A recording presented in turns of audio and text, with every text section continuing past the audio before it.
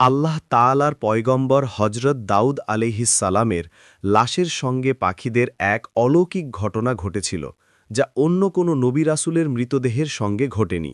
দাউদ আলাইহিসসালামের মৃতদেহের সঙ্গে পাখিদের সেই অলৌকিক ঘটনা বিস্তারিত আকারে তুলে ধরব ইনশাআল্লাহ। হজরত দাউদ আলাইসাল্লাম যখন রাজকার্য পরিচালনা করতেন অথবা কোথাও সফরে যেতেন, তিনি তার অন্দরমহলের দরজা বাহির থেকে আটকে যেতেন, আর তার অন্দরমহলের ভিতরে তার স্ত্রীগণ থাকতেন। এমনি একদিন দাউদ আলাইসাল্লাম তার অন্দরমহলের দরজা বাহির থেকে আটকে কোথাও সফরে চলে গেলেন। এদিকে অন্দরমহলের ভিতরে দাউদ আলাইহিসসালামের স্ত্রী খেয়াল করলেন সেখানে একজন ব্যক্তি দাঁড়িয়ে আছেন। দাউদ আলাইহিসসালামের স্ত্রী তাকে জিজ্ঞেস করলেন, কে আপনি, আর আপনি এই অন্দরমহলের ভিতরে ঢুকলেন কি করে? আপনি এক্ষুনি এই অন্দরমহলের ভিতর থেকে বের হয়ে চলে যান, তা না হলে আমার স্বামী যদি সফর থেকে ফিরে আসেন এবং আপনাকে এই অন্দরমহলের ভিতরে দেখেন, তাহলে আমার স্বামী অনেক রাগান্বিত হয়ে যাবেন। সেই ব্যক্তি কোনো কথা বললেন না। কিছুক্ষণ পর দাউদ আলাইহিসসালাম চলে আসলেন এবং তিনি অন্দরমহলের দরজা বাহির থেকে খুলে ভিতরে প্রবেশ করলেন। দাউদ আলাইহিসসালাম অন্দরমহলের ভিতরে ঢোকার পর তার স্ত্রী তাকে বললেন, কোনো একজন ব্যক্তি অন্দরমহলের ভিতরে প্রবেশ করেছে এবং আমি তাকে অনেকবার জিজ্ঞেস করেছি, সে আমার প্রশ্নের কোনো উত্তর দেয়নি। হজরত দাউদ আলাইহিসসালাম সেই ব্যক্তির কাছে গিয়ে তাকে বললেন, কে আপনি? আপনি অন্দরমহলের ভিতরে ঢুকলেন কি করে? অন্দরমহলের দরজা জানালা চতুর্দিক থেকে বন্ধ করা, তারপরও আপনি এখানে ঢুকলেন কি করে? সেই ব্যক্তি তখন বলল, পৃথিবীর কোনো দরজা জানালা কিংবা দেয়াল আমাকে আটকাতে পারে না, আর কোথাও উপস্থিত হওয়ার জন্য আমার কোনো অনুমতির প্রয়োজনও হয় না। তিনি বুঝতে পারলেন ইনি আর কেউ নন, ইনি আল্লাহ তাআলার ফেরেশতা মালাকুল মউত হজরত আজরাইল আলাইহিসসালাম। দাউদ আলাইহিসসালাম তখন বললেন, নিঃসন্দেহে আপনি আল্লাহর ফেরেশতা আজরাইল। হজরত আজরাইল আলাইহিসসালাম বললেন, হে আল্লাহর পয়গম্বর, আপনার সময় শেষ, অতি শীঘ্রই আপনাকে মরতে হবে। আল্লাহ রাব্বুল আলামিন আমাকে পাঠিয়েছেন আপনার জান কাবজ করার জন্য।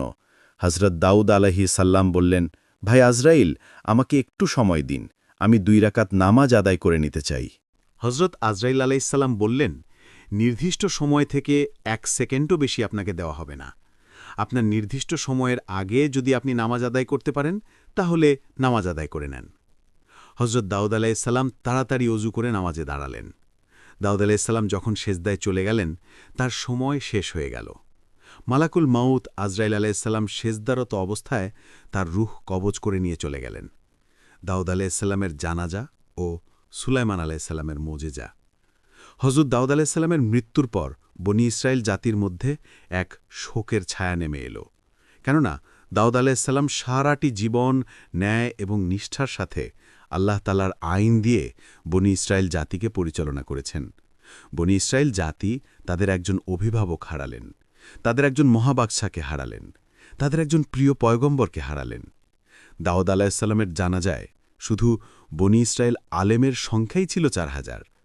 হজরত দাউদ আলাইহিসসালামের জানাজার জন্য যখন বিশাল ময়দানে তার মৃতদেহকে নিয়ে যাওয়া হলো, ঠিক সেই সময় থেকে সূর্যের আলো প্রখর হতে লাগল।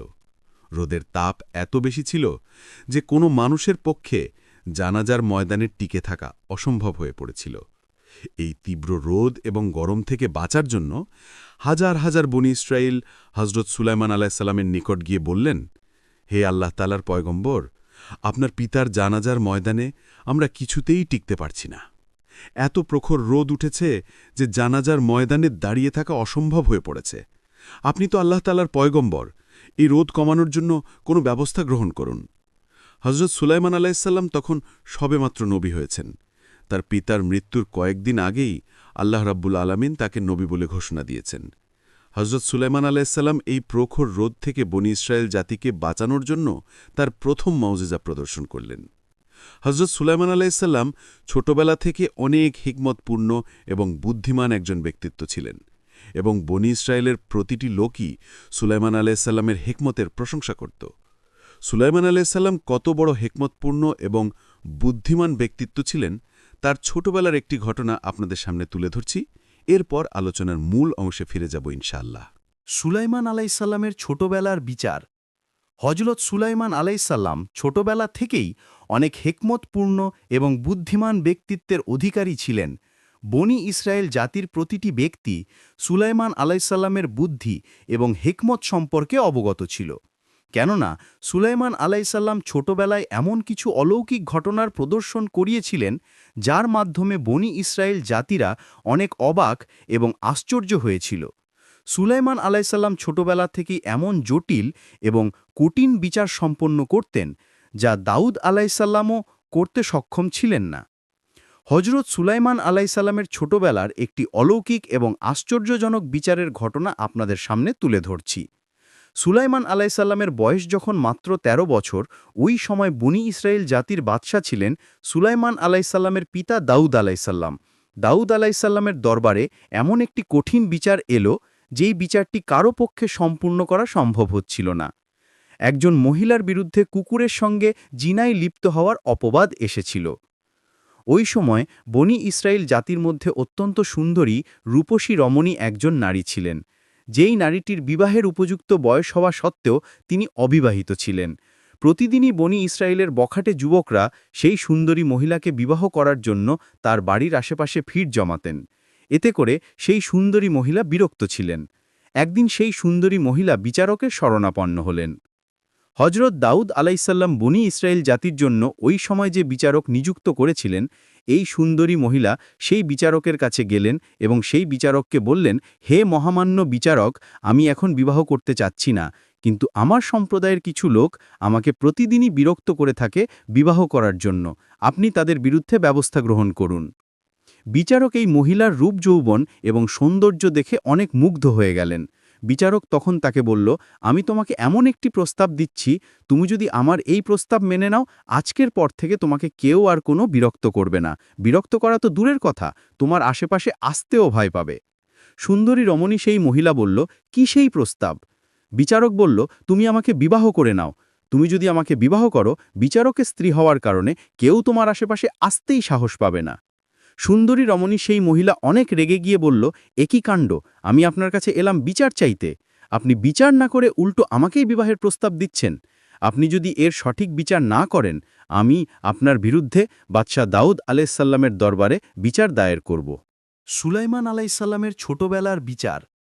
হজরত সুলাইমান আলাইসাল্লাম ছোটবেলা থেকেই অনেক হেকমতপূর্ণ এবং বুদ্ধিমান ব্যক্তিত্বের অধিকারী ছিলেন। বনি ইসরায়েল জাতির প্রতিটি ব্যক্তি সুলাইমান আলাইসাল্লামের বুদ্ধি এবং হিকমত সম্পর্কে অবগত ছিল। কেননা সুলাইমান আলাইসাল্লাম ছোটবেলায় এমন কিছু অলৌকিক ঘটনার প্রদর্শন করিয়েছিলেন, যার মাধ্যমে বনি ইসরায়েল জাতিরা অনেক অবাক এবং আশ্চর্য হয়েছিল। সুলাইমান আলাইসাল্লাম ছোটবেলা থেকেই এমন জটিল এবং কঠিন বিচার সম্পন্ন করতেন, যা দাউদ আলাইসাল্লামও করতে সক্ষম ছিলেন না। হজরত সুলাইমান আলাইসাল্লামের ছোটবেলার একটি অলৌকিক এবং আশ্চর্যজনক বিচারের ঘটনা আপনাদের সামনে তুলে ধরছি। সুলাইমান আলাইসাল্লামের বয়স যখন মাত্র ১৩ বছর, ওই সময় বনি ইসরায়েল জাতির বাদশা ছিলেন সুলাইমান আলাইসাল্লামের পিতা দাউদ আলাইসাল্লাম। দাউদ আলাইসাল্লামের দরবারে এমন একটি কঠিন বিচার এলো, যেই বিচারটি কারো পক্ষে সম্পূর্ণ করা সম্ভব হচ্ছিল না। একজন মহিলার বিরুদ্ধে কুকুরের সঙ্গে জিনায় লিপ্ত হওয়ার অপবাদ এসেছিল। ওই সময় বনি ইসরায়েল জাতির মধ্যে অত্যন্ত সুন্দরী রূপসী রমণী একজন নারী ছিলেন, যেই নারীটির বিবাহের উপযুক্ত বয়স হওয়া সত্ত্বেও তিনি অবিবাহিত ছিলেন।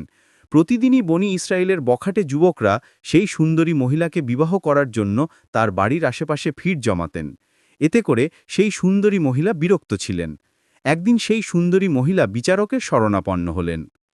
হজরত দাউদ আলাইসাল্লাম বনি ইসরায়েল জাতির জন্য ওই সময় যে বিচারক নিযুক্ত করেছিলেন, এই সুন্দরী মহিলা সেই বিচারকের কাছে গেলেন এবং সেই বিচারককে বললেন, হে মহামান্য বিচারক, আমি এখন বিবাহ করতে চাচ্ছি না, কিন্তু আমার সম্প্রদায়ের কিছু লোক আমাকে প্রতিদিনই বিরক্ত করে থাকে বিবাহ করার জন্য।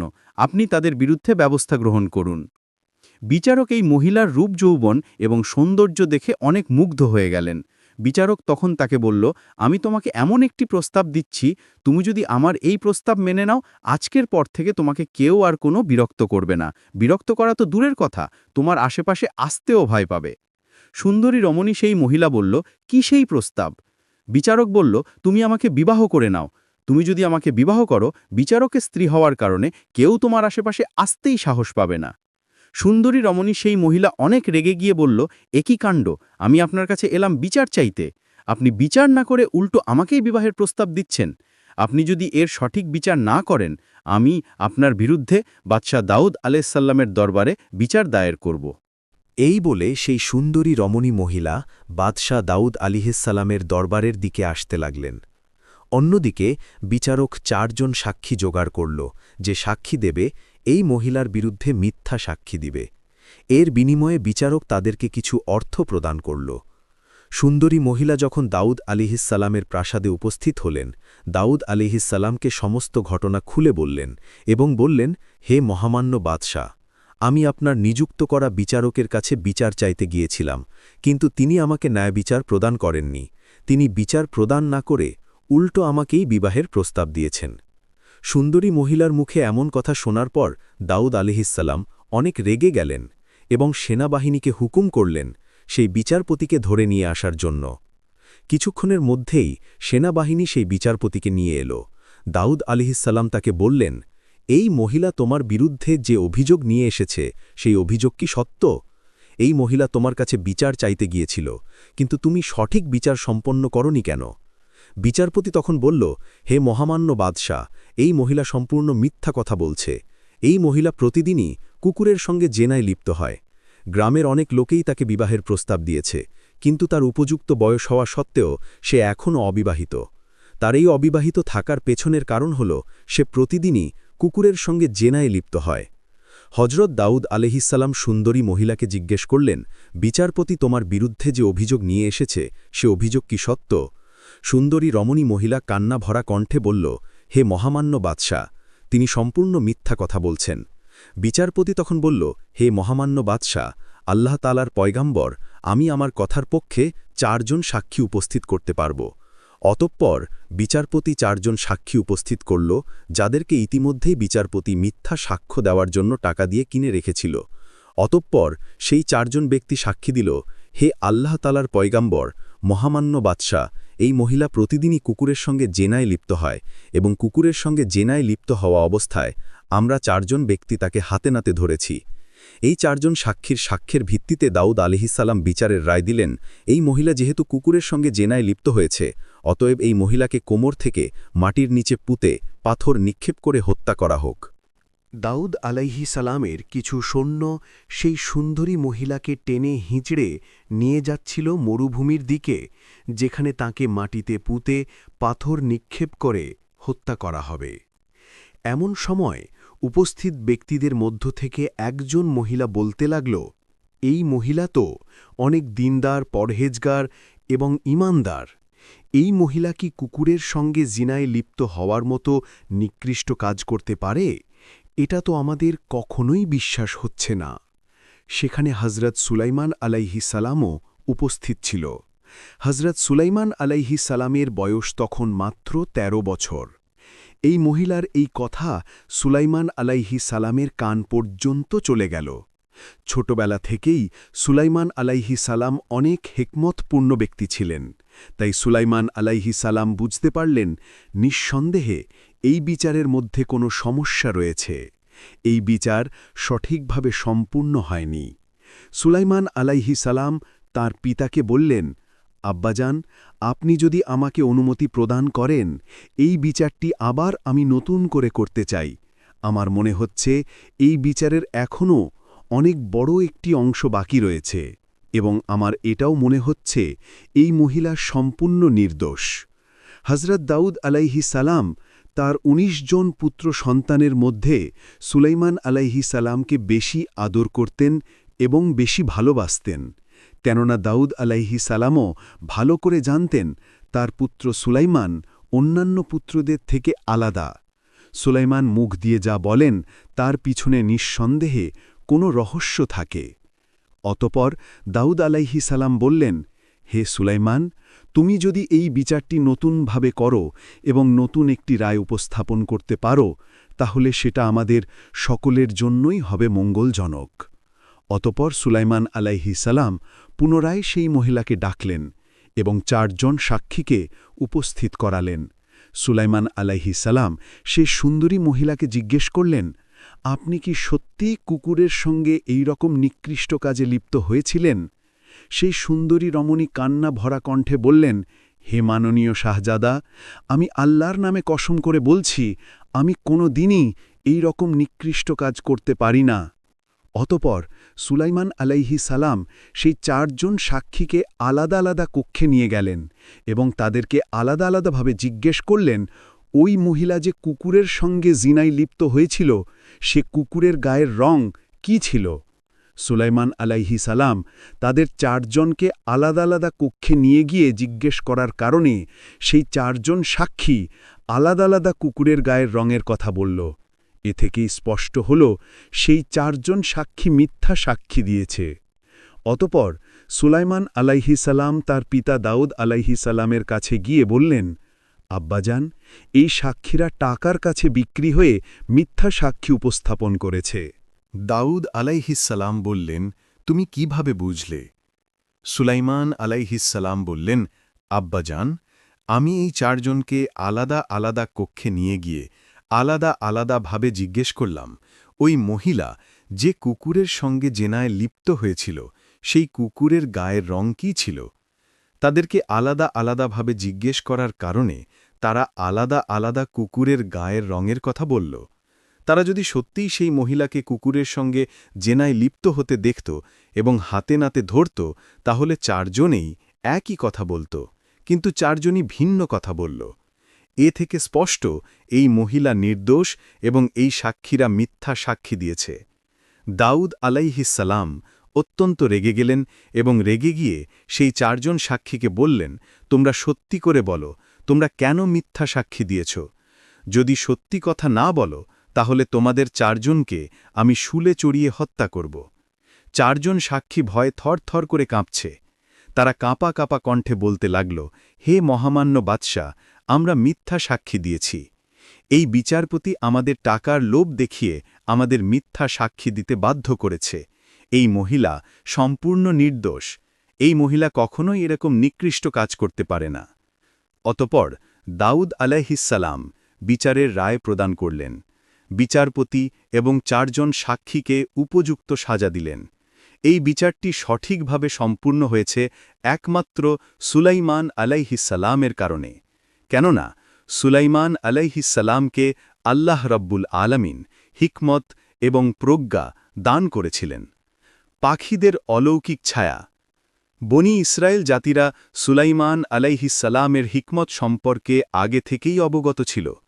এই জন্য বনি ইসরায়েলের কিছু লোক সুলাইমান আলাইহিসসালামের নিকট এসে অরজ করল, হে আল্লাহ তাআলার পয়গম্বর, আপনার জানাজায় উপস্থিত হবার জন্য বনি ইসরায়েলের লক্ষ লক্ষ মানুষ এসেছে, কিন্তু রোদের প্রখর তাপের কারণে কেউ জানাজার ময়দানে দাঁড়িয়ে থাকতে সক্ষম হচ্ছে না। আপনি তো একজন হিকমতপূর্ণ ব্যক্তিত্ব, আপনি আল্লাহ রাব্বুল আলামিনকে বলুন, অথবা আপনার মুজেজা প্রদর্শন করে এই রোদ থেকে আমাদেরকে রক্ষা করুন, যাতে আমরা আমাদের প্রিয় পয়গম্বরের জানাজা অতি সুন্দর এবং সুশ্রীভাবে আদায় করতে পারি। হজরত সুলাইমান আলাইহিসসালাম সেদিন যে মুজেজা প্রদর্শন করলেন, এই মুজেজাই ছিল তার নবুয়তের প্রথম মুজেজা। সুলাইমান আলাইহিসসালামকে আল্লাহ রাব্বুল আলামিন গোটা পৃথিবীর বাদশাহী দান করেছিলেন। শুধু মানুষেরই বাদশা ছিলেন না তিনি, 18,000 মাখলুকাত সবকিছুই সুলাইমান আলাইহিসসালামের অনুগত ছিল, এবং 18,000 মাখলুকাত সবকিছুই সুলাইমান আলাইহিসসালামের হুকুম মানতে বাধ্য ছিল। সুলাইমান আলাইহিসসালাম পাখিদের উদ্দেশ্যে বললেন, হে পক্ষীকুল, বনি ইসরাইলদেরকে প্রখর রোদ থেকে রক্ষা করার জন্য তোমরা ছায়া প্রদান করো। সুলাইমান আলাইহিসসালামের হুকুম পাওয়া মাত্রই কোটি কোটি পাখি সেখানে এসে উপস্থিত হল এবং দাউদ আলাইহিসসালামের জানাজার ময়দানের উপরে তাঁবুর মতো পাখা মেলে ছায়া প্রদান করতে লাগল। পাখিদের এই কাজে সবচেয়ে বেশি ভূমিকা রেখেছিল বাজ পাখি। পাখিরা বনি ইসরাইলদের উপর এমনভাবে ছায়া দিতে লাগল যে সেখানে তো রোদ প্রবেশ করা দূরের কথা, সেখানে বাতাস চলাচলও বন্ধ হয়ে গিয়েছিল। সেই ময়দানে যখন বাতাস চলাচল বন্ধ হয়ে গেল, বনি ইসরাইলের কিছু লোক আবার সুলাইমান আলাইহিসসালামকে বললেন, হে আল্লাহ তাআলার পয়গম্বর, পাখিদের ছায়ার কারণে এখানে বাতাস চলাচল বন্ধ হয়ে গিয়েছে। অতপর সুলাইমান আলাইহিসসালাম পুনরায় পাখিদেরকে বললেন, যেই দিক থেকে বাতাস প্রবেশ করছে তোমরা সেই দিকটা খুলে দাও, সেই দিক থেকে সরে যাও, যাতে এই ময়দানে বাতাস ঢুকতে পারে। অতপর পাখিরা মুহূর্তের মধ্যেই সুলাইমান আলাইহিসসালামের হুকুম পালন করল। দাউদ আলাইহিসসালামের জানাজায় উপস্থিত লক্ষ লক্ষ বনি ইসরাইল সুন্দরভাবে দাউদ আলাইহিসসালামের জানাজা সম্পূর্ণ করলেন এবং বনি ইসরাইলরা বলাবলি করতে লাগল, আল্লাহ রব্বুল আলামিন সুলাইমান আলাইহিসসালামের মতো একজন উত্তম শাসক এবং উত্তম পয়গম্বর আমাদেরকে দিয়েছেন।